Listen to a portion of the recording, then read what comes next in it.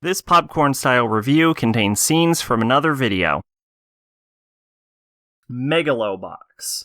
Now, Megalo Box was really popular. I would say it was probably the spring season darling. Everybody was talking about it all over YouTube. All the anime YouTubers talked about that. And the reason I want to talk about it so badly is because I thought it was okay. And that was it. And it really got me thinking about what seasonal anime really does. Is that, especially for like anime YouTubers, YouTubers in general that have to keep making videos talking about anime as it comes out, they have to stay up to date with the current discussions, which means they have to talk about the anime that are currently airing.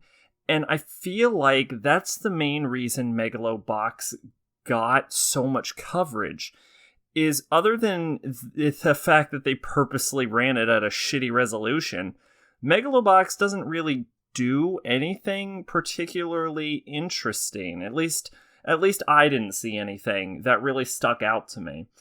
And you could say, oh, Sag, you're just not paying attention to it. You never do.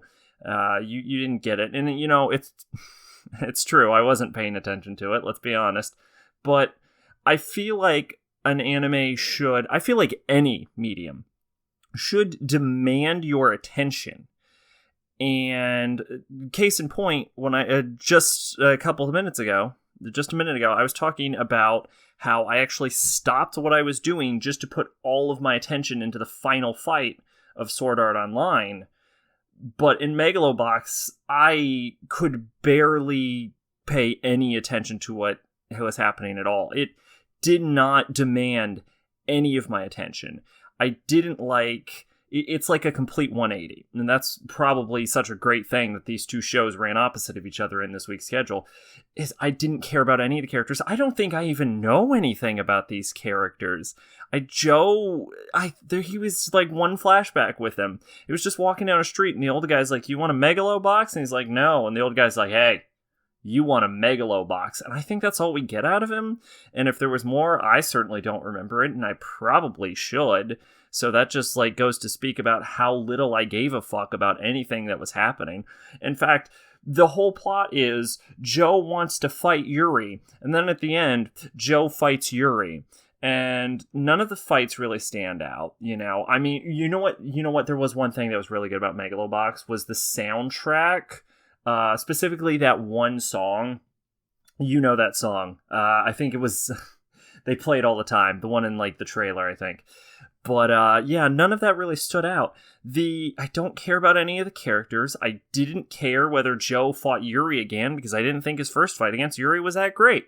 I certainly didn't think his second fight against Yuri was that great. And even though they tell you who wins at the end, I didn't give a fuck who won at the end. I don't care about anything that is happening to these characters. And I don't feel like I'm ever given a reason to, other than Joe's the underdog. But it's like... Joe's, like, it's what the audience kind of says, Joe is making a mockery of the sport. Like, it's fucking robot boxing, and he's refusing to fight like a robot. I just don't give a fuck. And the one thing I really did care about was like, I wanted to know if, like, the bitchy corporate chick was going to end up with Yuri at the end, and then she doesn't, and so I didn't even get that satisfaction out of that. It had its good moments and it had its bad moments, but it was so middle of the road the whole time, and it got so much traction and so many people talked about it that's why I felt the need to talk about it right here. Is I don't think Megalo Box was worth talking about. And I know it seems contradictory that I'm willing to talk so much about it right here, saying how little it was worth talking about, but what I'm actually saying is that it was so not worth talking about that I need to talk about the talk about it and not necessarily it.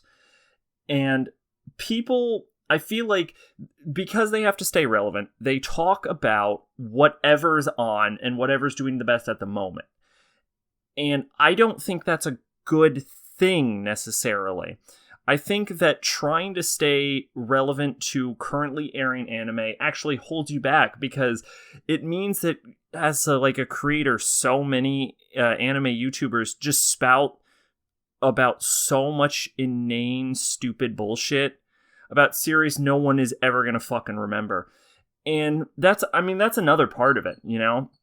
Everyone's saying classic anime are dead, even like wildly popular anime are forgotten by the next season, and I don't think that's a good thing. And people are like, oh, the way you can do it is you can go back and you can watch old anime, but nobody really says anything about old anime, do they? I mean, they'll make one video about an old anime, it's like, hey, you should watch Gundam. You know, but then they'll make like 5 fucking videos about the middle of the road bullshit that's coming out. And if they are willing to just call it on what it is, you know, and just say, this is just a middle of the road show, I thought it was pretty decent, go for it, that's okay. But they're always so fucking hyperbolic. They're always like, this is the anime of the season. If you're not watching it, you're out of the loop. Or you're like, this is garbage. This is the worst garbage since last season's garbage. It's like, can't anything just be okay? You know? Because that's really what anime is to me at this point, is a lot of it's just okay. And that's why I wanted to talk about Megalo Box so much.